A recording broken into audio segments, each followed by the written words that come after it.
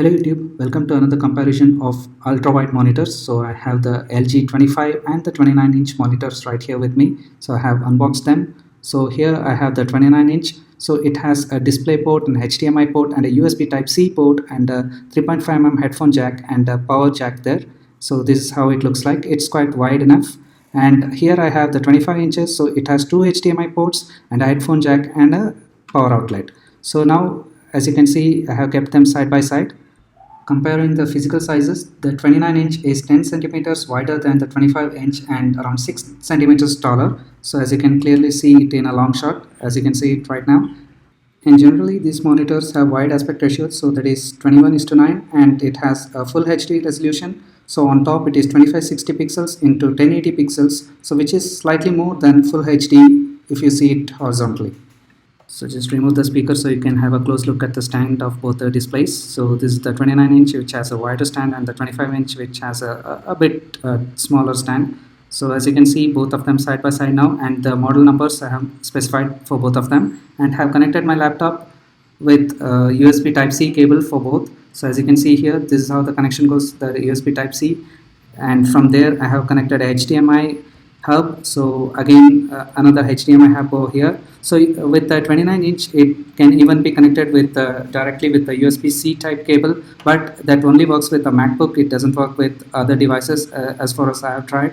And right now as you can see here, viewing angles are pretty great for a LCD IPS display. And coming to refresh rate, the 29 has 75 Hz and 60 Hz for the 25 inches, so which is a slight bump up. So if you're into gaming you might notice that.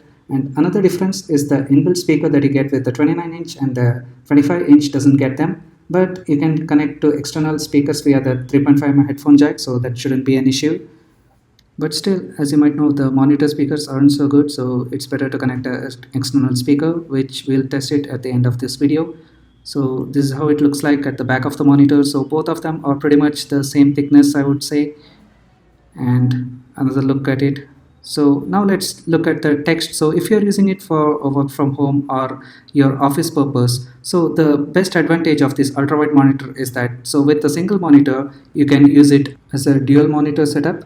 So as you can see, the text size in the 29 inches appear a little bit bigger than the 25-inch. So both of them have the same exact resolution of 2560 by 1080, which is slightly more than Full HD in horizontal direction. So the only advantage that you get is, so if you're sitting slightly behind, so you can see the text more clearly on the 29-inch, so because it has bigger pixels. So as you can see it closely, so the pixel density is kind of more in the 25-inch compared to the 29-inch, but the size is more. So that is the advantage and the trade-off that you get.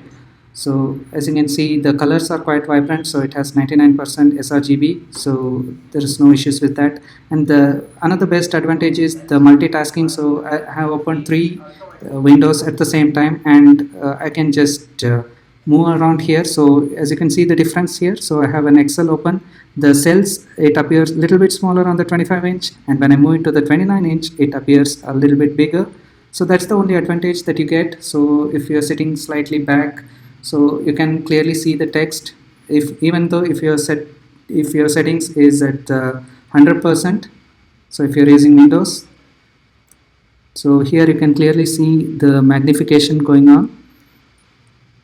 So I have connected my same monitor to both the displays, so that's how this is happening, and this is how the full screen looks like.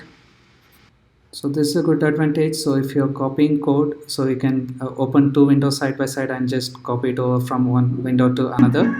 So coming to sound quality, so this is the inbuilt speaker.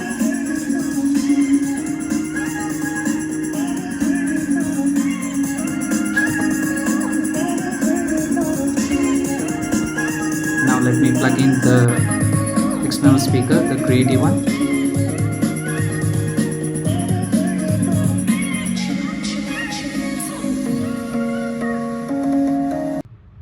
Clearly you need an external speaker for good bass. So, and both the monitor have VESA mount, so you can connect Intel NUC or you can connect to external monitor stands like this.